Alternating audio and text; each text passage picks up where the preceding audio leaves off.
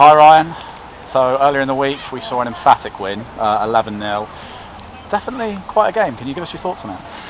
Yeah, so again, we've alluded to it in previous interviews. We're not really worried about results. It's more about minutes and performance, and the performance levels. Even in the first half, we created lots of chances, just lacked that little bit of clinical edge in front of goal.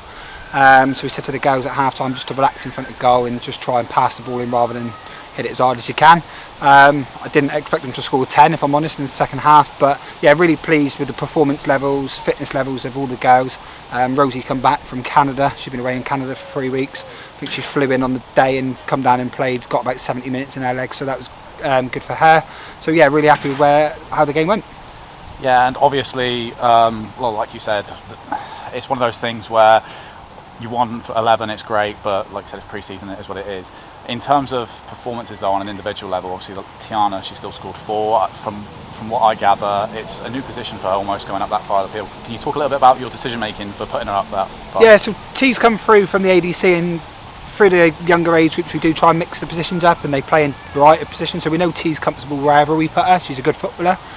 So again, we just spoke to her about holding a position out wide and making runs across defenders, and she took that information on board and was fantastic in the second half. Scored 4 goals at any level against any opposition's a great achievement in 45 minutes. And to be fair, she took her first goal really well. She scored she says it wasn't lucky header. She said she meant it, but I beg to differ. I think it was a little bit lucky, but again, she was in the right position. So, and it was an excellent ball from Rosie. So yeah, really pleased with Tiana's performance, and not just Tiana. Like they said, there was a few others. Lucy Hack at centre back was fantastic.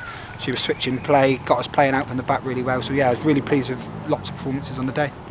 And finally, obviously, as you said, a lot of performances were fantastic on the day. Another highlight of it would be obviously keeping a clean sheet.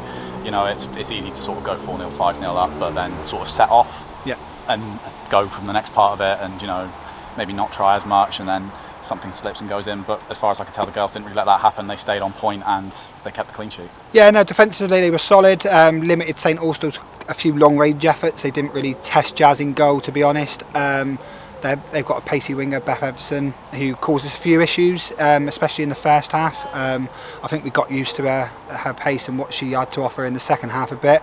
Yeah, but overall defensively, that was a solid performance.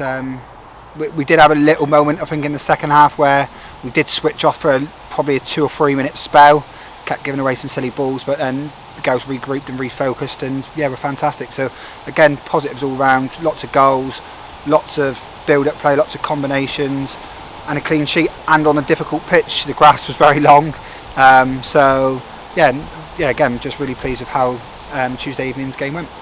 Fantastic. Cheers, Ryan. Cheers, mate.